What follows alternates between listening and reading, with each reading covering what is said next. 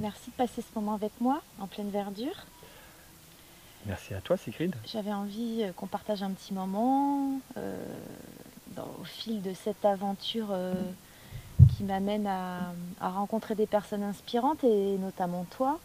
Et avant que tu nous racontes un petit peu plus et que tu nous partages qui tu es, ce que tu fais aujourd'hui et comment tu utilises tes talents justement à contribuer au changement, on va dire, n'ayons pas peur des mots. Est-ce que tu veux bien me raconter un peu ce que tu faisais il y a 10 ans, 20 ans? Oula, Quel était ton parcours de vie? mon parcours de vie, il est riche et multiple. J'ai toujours été en lien, on va dire, avec des enfants. J'ai travaillé en centre aéré, colonie de vacances. J'ai fait une formation d'éducateur à la protection judiciaire de la jeunesse. J'ai travaillé aussi à mettre en place un convoi humanitaire pour Sarajevo pendant la guerre avec une association étudiante. Je suis resté dans l'associatif aussi pas mal d'années et parallèlement à ça, après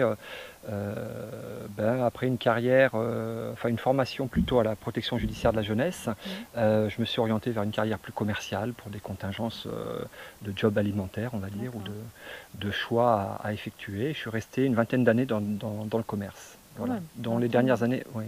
Ouais. Dont les dernières années, une boutique où je recevais des enfants, parce que j'avais une boutique de chaussures pour enfants. Donc il y avait toujours ce lien un petit peu, on va dire, avec les enfants. Voilà. Ou l'associatif aussi qui m'a suivi tout au long de ma carrière professionnelle, et la formation aussi. Tu faisais de la formation Alors je faisais de la formation en interne, j'ai formé quelques personnes, j'ai été aussi bénévole à la chambre de commerce pour,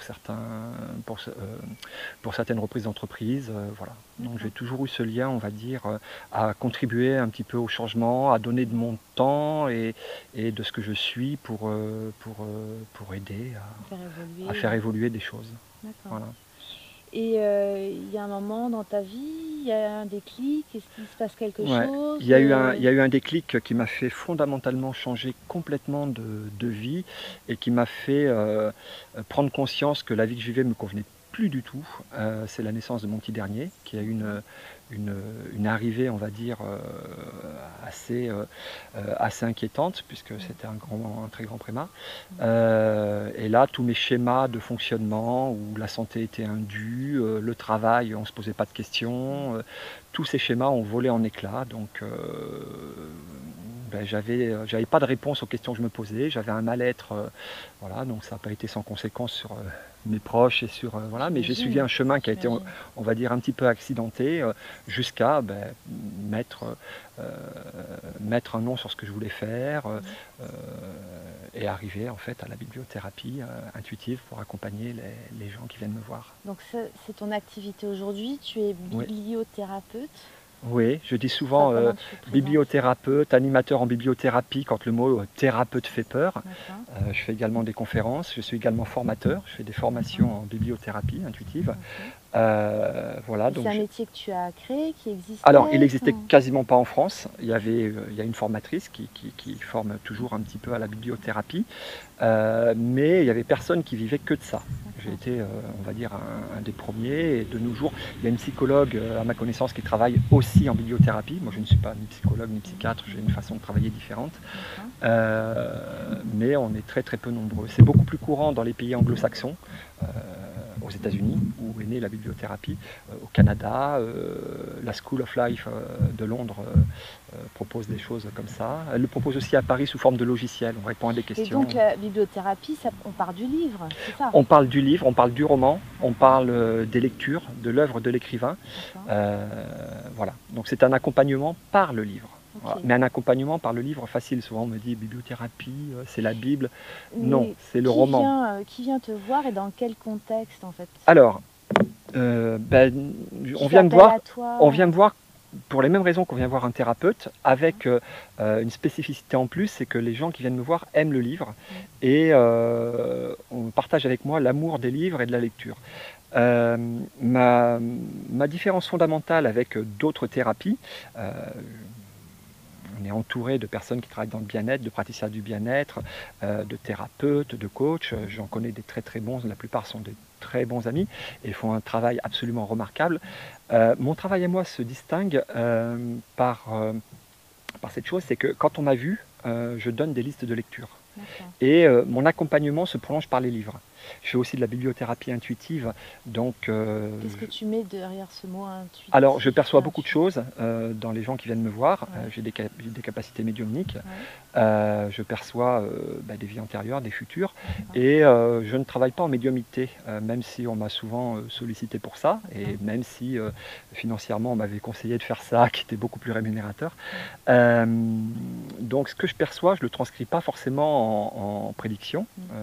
J'ai partagé ma vie quelques années avec une médium voyante. Oui, donc tu connais le sujet. Je connais très bien le sujet, j'ai beaucoup de respect pour, j'en ai beaucoup dans mon entourage d'ailleurs, des personnes comme ça, j'ai beaucoup de respect pour cette personne qui a partagé ma vie, mais ce travail-là de prédiction me convenait pas. Après, je sais que beaucoup travaillent avec des cartes et on interprète les cartes. Moi, mon outil, c'est le livre et le roman. Et je donne des pistes par le livre, notamment sur les vies antérieures, notamment sur des chemins d'évolution, sur des choses que je perçois. Et, Donc si on peut résumer, ce sont ces livres qui deviennent, eux, porteurs de messages exactement. auprès des personnes qui te Exactement. consultent et auprès de qui tu préconises en fait Complètement. une liste de lecture. L'avantage de cet outil-là, c'est que si la personne ne veut pas entendre le message, dans sa lecture, elle ne va pas l'entendre. Je travaille principalement avec du roman. Ça m'arrive de travailler avec des livres de développement personnel. Je travaille principalement avec du roman. Et le message doit être lu et compris au bon moment, ou sinon faire germer dans l'esprit de la personne une solution potentielle. Voilà mon travail. Donc tu proposes des consultations de visu, en présentiel, à distance? Complètement. J'ai des consultations alors maintenant dans la nature. Je connais plein d'endroits comme celui-là et encore plus isolés, on va dire. Et voilà, donc, aux abords ce qu'on appelle le BAB, donc au Pays Basque. Au Pays Basque, un peu plus vers l'intérieur, en quelques minutes de voiture. J'aime beaucoup quand il y a des arbres, des sources, de la végétation, des animaux. Ça, c'est mon plaisir personnel, et ça permet un échange beaucoup plus puissant. Je travaille aussi tout aussi facilement par Skype ou par téléphone. J'ai des personnes qui me consultent depuis le Canada, la Suisse, le Luxembourg, voilà. Donc, et en présentiel évidemment, en cabinet ou chez les personnes qui veulent me voir. Et puis je crois que tu as démarré des sessions de formation et que ça va être le gros sujet de la rentrée, c'est ça? Oui, c'est le sujet de l'été, hein. J'ai toutes les semaines des formations. C'est un sujet qui m'anime particulièrement, puisqu'en fait ça a toujours été aussi une fonction que j'adorais transmettre, même dans le commerce, hein. J'ai eu des personnes à qui j'ai transmis des choses et qui ont suivi une évolution très très intéressante. Et transmettre mes connaissances, j'aime beaucoup ça. Et les formations, j'en fais très régulièrement. Voilà, je suis organisme de formation, et les personnes qui veulent se former à la bibliothérapie intuitive, j'ai également des modules sur les intuitions, les synchronicités, les sérendipités, puisque de toute façon, nombreux auteurs on pourra transmettre tout ça et puis relayer sur ton site internet. Avec aussi, grand plaisir, avec grand plaisir. Et me contacter pour plus d'infos. Voilà. Super. Merci Lionel. Avec plaisir Sigrid, bonne route. Merci. Et merci de m'avoir choisi parmi tes talents. Avec plaisir. Avec grand plaisir. Bon voyage.